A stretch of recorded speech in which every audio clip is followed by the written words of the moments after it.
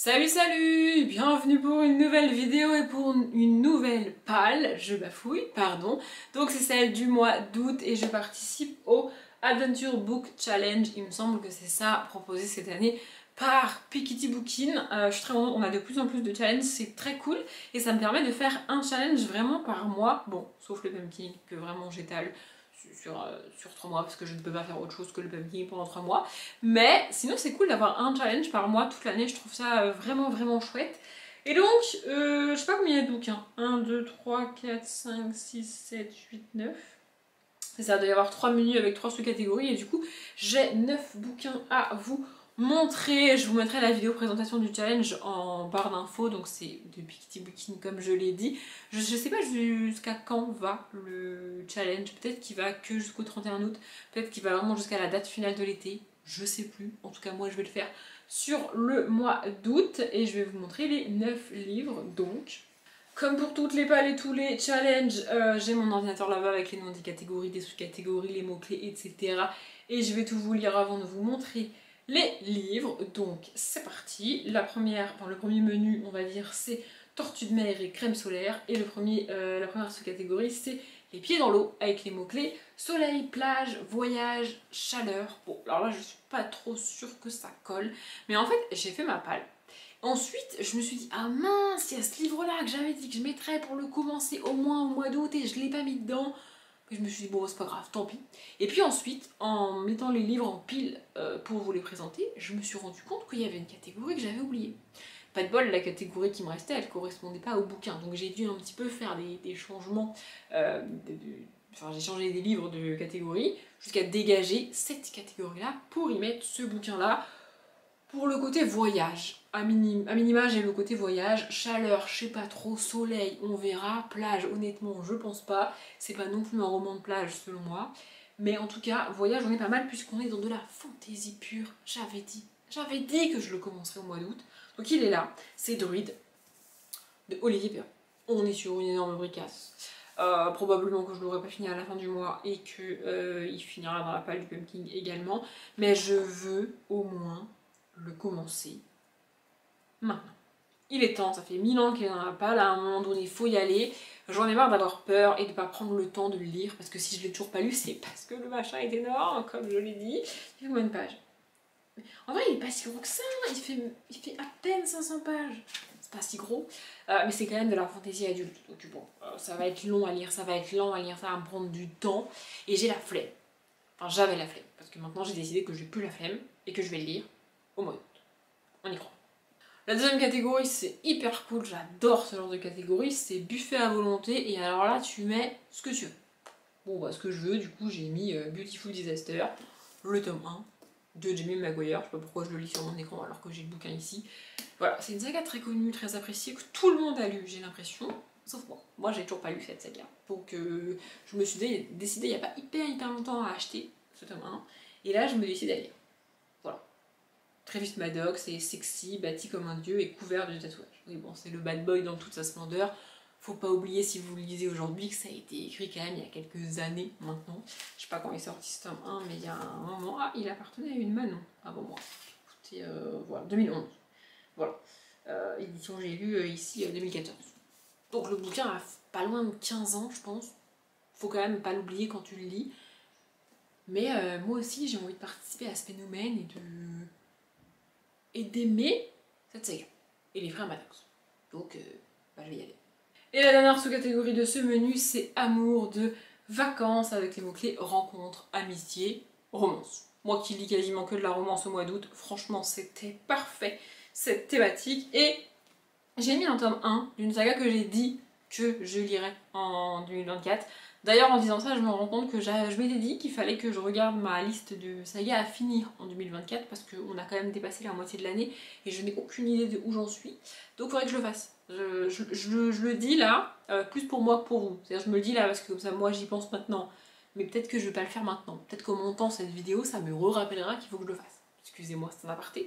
Bref, donc j'ai mis le tome 1 de Nos chemins de travers de Georgia Caldera. C'est un diptyque que j'ai prévu de lire sur l'année. Donc ça serait peut-être bien que je lise le tome 1 pour lire le tome 2 avant décembre. ce serait pas mal. Voilà, on est sur une romance ado, donc je suis pas très sûre que ça me plaise, mais j'ai quand même envie de tenter. Voilà, ça parle de lycée, de fac, je sais pas trop quel âge ils ont, mais peut-être qu'ils sont jeunes adultes et qu'en fait ils se connaissent depuis le lycée, je sais pas.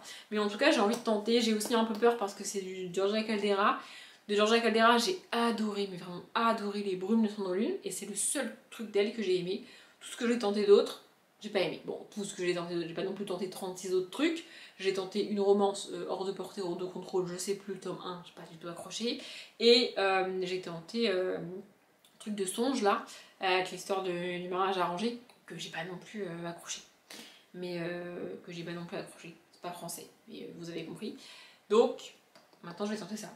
Petite romance contemporaine, ça peut être cool. Bon, par contre, de nouveau, il est énorme. Hein. Si vous vous rendez compte, les 3 livres que je vous ai montrés, là, les 3 bouquins sont absolument énormes. 500 pages. Oh bah écoutez, 500 pages, c'est sympa, 500 pages. Voilà, je sais pas trop si je vais pouvoir tout lire au mois d'août, mais je vais essayer en tout cas.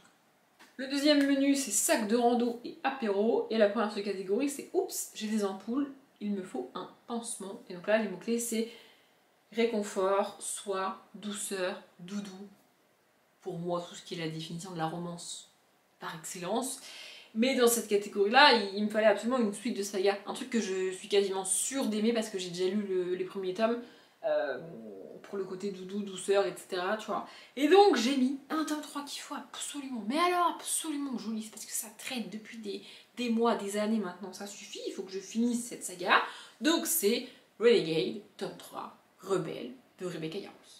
J'ai l'impression que ça fait 4 ans que j'ai commencé la saga, alors que c'est qu'une trilogie, que j'ai adoré les 2 premiers tomes en plus, donc j'ai pas d'excuses. À un moment donné, il faut lire ce tome 3, donc je vais lire ce tome 3. En plus on est sur un bateau de croisière, pour l'été c'est juste parfait, enfin sauf s'il continue à pleuvoir comme en ce moment, parce que là la luminosité c'est pas ouf, je suis désolée mais il pleut. Donc à un moment donné, oui on est en plein mois de juillet, à l'heure où je chante cette vidéo, et il pleut. Super. La deuxième catégorie c'est marcher pendant des kilomètres, et là ça va pas m'aider au niveau des pavés puisque les mots-clés c'est nature, challenge, livre de plus de 400 pages. Voilà. Du coup j'ai mis un livre de plus de 400 pages qui est un petit peu un challenge pour moi et qu'il faut que je lise. Vraiment, vraiment, il est dans la palle de l'été de toute façon, donc j'ai pas le choix. C'est La Meute Phénix, le tome 1, très Coleman, de Susan Wright. Voilà, pour le côté nature, franchement, je pense qu'on n'est pas trop mal non plus, puisque on parle d'animaux. Voilà. Et on est sur largement plus de 400 pages, puisqu'on est sur plus de 500 pages. Mais voilà, écoutez, je sens que ça va être sympathique, à moins qu'on ait un extrait du tome 1 à la fin. Non. Du tome 1, pas du tout du tome 2, donc il fait 559 pages. Écoutez, faut y aller à un moment donné, donc je vais y aller. Et la dernière sous-catégorie de ce menu, c'est Histoire au coin du feu, et là les mots-clés c'est thriller, horreur, peur. Au début je me suis dit, bah je vais tricher pour comme caler une romance et tout, puis je me suis dit non, je vais me faire plaisir, je vais me mettre un bon gros thriller, ça me fera du bien en plein milieu du mois d'août. Donc j'ai mis Le Cercle de sang, qui est un tome 1, de Michel Gagnon. Voilà, j'ai acheté le tome 2 il y a 1000 ans, faut que je lise le tome 2, enfin faut que je lise le tome 2 un jour, donc il fallait que je lise le tome 1 avant. Voilà, sur les scènes de crime, les corps de 2 étudiants sont retrouvés mutilés, disposés selon un schéma étrange, tandis que des visages inquiétants, mi-humains, mi-animaux sont dessinés sur le mur avec le sang des victimes. Ça a l'air trash et gore, je me suis dit, au milieu de toute cette romance, ça va me faire du bien. Donc ça va être cool, enfin j'espère. Et le dernier menu c'est musée et salon de thé, et la première catégorie c'est vieille pierre. Donc là il faut un roman historique ou avec des personnes âgées, et ou une auteure ou un auteur ou une autrice disparue. Pardon, je me suis attardée sur le auteur ou autrice disparue et je me suis dit que c'était pas mal comme catégorie pour caler un petit Agatha Christie. Parce que, comme j'ai fait le beaucoup de check-in il n'y a pas longtemps, j'ai beaucoup de Agatha Christie dans la palle et je me suis dit que ce serait bien de lire Agatha Christie. Mais si vous avez vu le beaucoup de check-in, vous savez que j'ai pas Mort sur le Nil, qui est le prochain Agatha Christie que je dois lire, puisque je les lis dans l'ordre dans lequel ils ont été publiés. Donc j'ai pas Mort sur le Nil. Je pense que je vais essayer de l'acheter parce que je vais pas être capable de lire, d'inverser l'ordre. Et ça va me perturber trop. Donc je pense que je vais essayer d'acheter Mort sur le Nil. Mais si par malheur je ne trouvais pas Mort sur le Nil, eh bien je lirai Rendez-vous avec la mort de Agatha Christie, que j'ai aussi présenté dans le book haul check-in parce qu'en fait c'est dans la liste des livres qu'elle a écrits, enfin qui sont sortis dans l'ordre chronologique, vous voyez, c'est le prochain que j'ai pas lu, que j'ai et que je dois lire. Je sais pas si vous voyez ce que je veux dire, mais en gros, si je lis pas Mort sur le Nil, je lirai celui-là. En plus il est tout petit celui-là, donc ça, au milieu des pavés, ça fera du bien, puisqu'il fait un tout petit peu plus de 200 pages. Voilà, petit Agatha Christie. Tout le monde l'a remarqué à l'hôtel Salomon, cette américaine qui visite la Palestine avec sa famille est une mégère tyrannique et les siens vivent terrorisés. Oula, oula, ça a l'air chelou ça. A priori, du coup, elle va mourir et du coup, tout le monde va être accusé. A priori, je suppose que c'est le genre d'enquête où il y a trop de suspects et du coup, tu sais pas qui a tué. Bon, c'est du Agatha Christie, ça devrait le faire. La deuxième sous-catégorie, c'est art moderne, et donc là, il faut un des derniers livres arrivés dans ma palle, ou un roman d'anticipation. Le roman d'anticipation, c'est pas mon truc. Et il y a un des derniers livres que j'ai acheté, qui est dans ma palle de l'été, et que donc il faut que je lise au mois d'août, puisque je l'ai pas lu au mois de juillet. Donc c'est parfait. C'est Summer Games, le tome 1, droit au but de R.S. Gray. Ça fait 1000 fois que je vous présente ce bouquin. Une romance qui se passe pendant les Jeux Olympiques. Quoi de mieux que de le lire en août 2024 ? Je ne sais pas, donc je vais le lire en août 2024 et j'espère que ça va être cool. Voilà, des sportifs, une romance, Jeux Olympiques, ça va être cool, enfin j'espère. Et la toute dernière sous-catégorie, c'est pause goûter. Tu prends un thé ou un matcha? Alors si vraiment je dois répondre à la question, je prends aucun des deux, parce que j'aime aucun des deux. Moi je veux un café, c'est possible d'avoir ou un coca. Bref, donc j'ai mis... Ah pardon, les mots-clés, je vous ai pas dit les mots-clés. Les mots-clés, c'est cozy, cozy mystery, gourmandise, goûter, Asie, Angleterre. Il y a pas mal de mots-clés là-dedans, que c'est pas mon truc. Mais il y a quand même cozy, cozy romance. On est bien, donc je peux mettre une romance. Et j'ai mis La saison des fleurs sauvages, le tome 1 de Emily Richards. Pareil, je vous l'ai montré dans le book haul check-in. J'ai acheté ce tome 1 il y a 1 an du coup, mais j'ai acheté le tome 3 il y a 1000 ans. Donc il faut absolument que je le lise au mois d'août. Pareil, je pense qu'il va être assez long à lire, mais étaler une lecture sur tout le mois d'août, ça me dérange pas. Avec les autres mois, ça me dérange un peu, mais avec le mois d'août, je sais pas pourquoi, ça me dérange pas. Donc, je vais le lire en ce mois d'août 2024, parce qu'il est plus que temps que je découvre Happiness Kay, c'est le titre de la saga. Vraiment, voilà. Puis en plus, lire ça en été, ça a l'air cool. C'est l'histoire d'une jeune femme qui vient de divorcer et qui du coup va à Happiness Key, qui est une petite bourgade américaine, comme il y en a plein, vous savez, les petites villes américaines là. C'est l'une des rares maisons, je crois, qu'elle a récupérées après le divorce. Du coup, elle va là-bas. En s'attendant à trouver une petite ville charmante, mignonne et tout. Et c'est pas du tout ce qu'elle va trouver apparemment. En fait, il y a un petit côté suspense, un petit côté enquête. En tout cas, ils disent qu'il se passe un truc de ouf. Un truc de ouf dans un univers comme ça, je sais pas trop, mais on verra.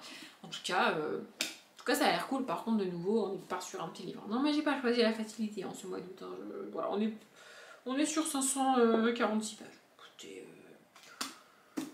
Écoutez, on verra bien si j'arrive à tout lire. Hein.